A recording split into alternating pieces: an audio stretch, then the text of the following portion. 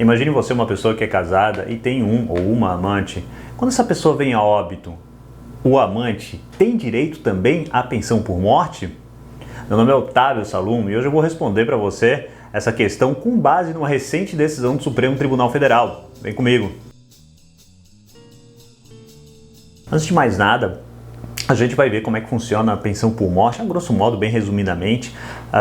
Na pensão por morte a gente tem a figura do instituidor, que é a pessoa que vem a falecer e vai deixar o direito para o sobrevivente, para o cônjuge sobrevivente. Esse instituidor ele tinha que ter qualidade de segurado, ou seja, ser coberto pelo INSS. E daí, além disso, tem alguns outros requisitos. Por exemplo, tem que comprovar que a união estável ou o casamento era de pelo menos 2 anos, tem que comprovar pelo menos 18 contribuições por parte do falecido, e essa pessoa, a sobrevivente, o beneficiário, ele vai receber a pensão entre 3 anos e vitalício, dependendo da idade, do tempo de que as pessoas ficaram juntas, tá? Essa é a regra, tem um pouquinho de exceção, mas se você quiser saber exatamente como funciona a pensão por morte, pode deixar nos comentários que daí eu faço um vídeo específico da pensão por morte.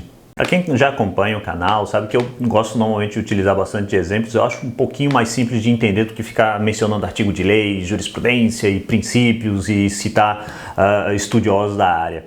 Então eu vou citar um caso que aconteceu no escritório onde eu trabalho, tá? Teve uma senhora, eu penso que explicando esse caso vocês vão entender bem. Teve uma senhora que ela era casada há 48 anos. Ela era casada no civil, tinha 3 filhos. Então o marido dela veio a óbito e ela foi no INSS fazer o pedido de pensão por morte. Com certeza, claro, ela ganhou o pedido, porque nesses 48 anos eles nunca tinham se separado, tiveram 3 filhos, eram casados no civil, moravam juntos, tinham casa, tinham bens, tudo isso. Então o INSS concedeu o benefício para ela, não tinha problema nenhum. Só que, para surpresa dela, alguns meses depois dela começar a receber a pensão por morte, ela foi intimada pelo INSS porque uma outra mulher estava pedindo também que fosse rateada a pensão. Na verdade, essa mulher estava pedindo a pensão integral. Aí depois ela mudou e pediu para ser rateada. E essa senhora, claro, ela ficou muito surpresa, porque ela viveu 48 anos com a pessoa e depois é intimada para o INSS a prestar esclarecimento sobre isso. O INSS acabou indeferindo o benefício dessa outra, digamos assim, e o processo acabou indo para a justiça. Essa outra, que tecnicamente se chama de concubina, que é um nome bonito um nome mais técnico para amante, a concubina ela alegava o seguinte, que ela tinha vivido 26 anos com esse homem que veio a falecer, ou seja, a concubina teria vivido 26 anos com ele e a esposa oficial 48. Então vocês veem que ele viveu, ou teria vivido, não sei, uma vida dúbia durante 26 anos. Essa concubina, segundo ela não teve filhos com ele. Eles viveram, como eu falei, esse relacionamento de 26 anos, só que, de fato, as provas nos autos, eles tinham diversas fotos era possível perceber que pelo menos eles se conheciam há muito tempo. E eles tinham, por exemplo, convites de aniversários, de eventos, que estavam no nome dos dois, como se realmente eles fossem um casal. Então, dava para ver ali, pelo menos a impressão que eu tive, mas na verdade todas as partes do processo tiveram essa impressão, de que realmente ele tinha essa vida dupla, digamos assim. Então, em motivo disso, ela queria receber a pensão. Ela alegou que sabia que ele era casado oficialmente, mas disse que ele não vivia maritalmente com a mulher, disse que vivia de fachada, digamos assim.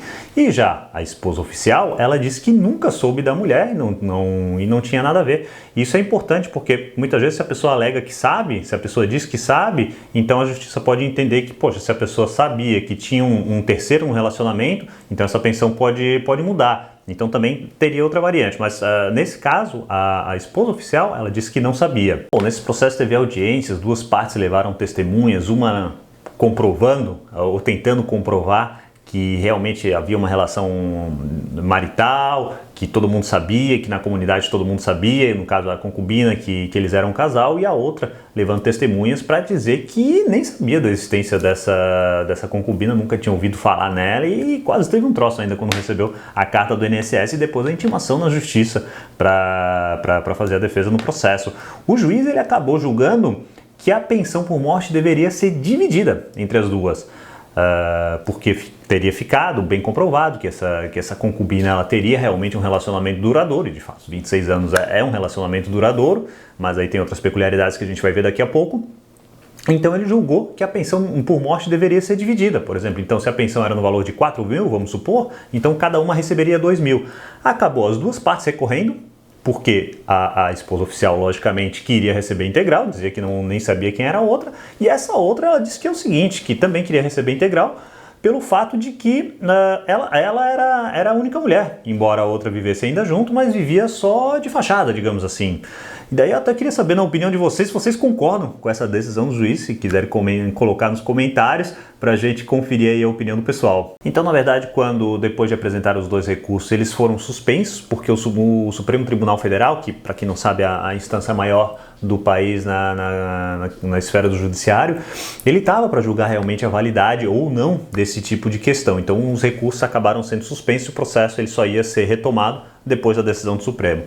O Supremo tinha dois temas, digamos assim, para julgar, o 526 e o 529, e eles basicamente, eu vou deixar os temas na descrição, mas basicamente eles tratavam da possibilidade do rateio da pensão por morte caso o instituidor, que é a pessoa que faleceu, ele tivesse mais de um relacionamento. Seja relacionamento heterossexual, homossexual, isso aí não interessa, tá?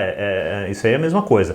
A questão é que se a pessoa tivesse um duplo relacionamento, se esse segundo relacionamento poderia também ter rateio da pensão por morte. É isso que o Supremo ia decidir. E o Supremo acabou julgando um dos temas, o tema 529, e foi decidido por 6 votos a 5. Vocês veem que a questão é polêmica, e foi bem disputado, mas por 6 votos a 5, o Supremo Tribunal Federal decidiu que não, que se a pessoa mantém um segundo relacionamento, digamos assim, essa segunda pessoa, ou terceira pessoa no caso, não tem direito à pensão por morte. Então, nesse exemplo que eu dei para vocês, os processos ainda estão suspensos, mas com certeza a esposa oficial ela vai receber a pensão integral porque a concubina, a amante, de acordo com o Supremo, ela não pode, ela é uma terceira pessoa e ela não pode receber, ratear a pensão por morte. Então eu queria fazer algumas considerações sobre o que eu acho juridicamente sobre a questão.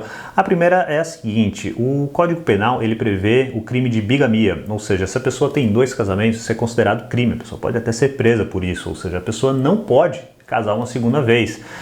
De uns tempos para cá, foi reconhecido o Instituto da União Estável, ou seja, para as pessoas às vezes não são casadas no civil, mas elas têm os mesmos direitos quando uma falece, com questão sucessória, com questão de pensão por morte, que é o que a gente discute.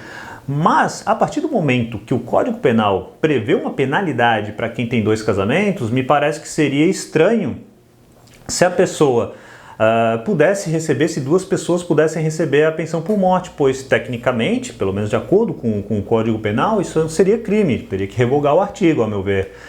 E sem contar que isso poderia dar um grande prejuízo para o INSS, porque imaginemos que 2 pessoas, uma seja mais nova e eventualmente ela tenha direito a receber durante bastante tempo, então o INSS pode, uma dessas, ter que pagar o benefício por vários e vários anos. Algumas pessoas, alguns estudiosos defendem que nesse caso a pensão ela só poderia ser rateada, quando eu digo rateada é dividida, né? A pensão só poderia ser dividida se todo mundo tivesse ciente do que estivesse acontecendo. Por exemplo, voltamos novamente para o caso que eu falei para vocês.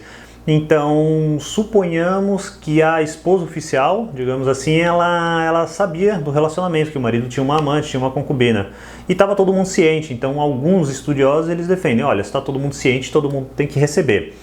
Quando uma das partes não está ciente, então não tem que receber. De acordo com a decisão do Supremo, isso fulminou, não caberia a um terceiro receber a pensão por morte. Ela não pode ser rateada nesses casos. Tem outros casos interessantes também, que eu acho que com o passar do tempo a gente vai encarar cada vez mais. Eu já soube de algumas pessoas que fizeram o chamado contrato de união estável, muita gente faz, vai no cartório, contrata um advogado, enfim, para declarar a união estável, até para facilitar na pensão por morte. Só que algumas pessoas fizeram essa declaração de 3, 4 conviventes. Então imagine você que temos 4 conviventes, certo? E reconhecido, eles dizem que viveram juntos por vários e vários anos, ok, até aí nenhum problema. O problema começa e vai começar, porque certamente isso vai chegar na justiça. Por exemplo, desses 4, um falece. E aí? A pensão vai ser rateada entre os 3? E daí a pensão vai ser paga até o último dos 3 receber, e se todo mundo tiver filho ali, aí depois a pensão vai continuar sendo paga, É importante fazer esse raciocínio porque é o seguinte, daqui a pouco a gente vai estar arrumando uma pensão que a pessoa falece e a pensão vai ser paga durante, não sei, 30, 40 anos.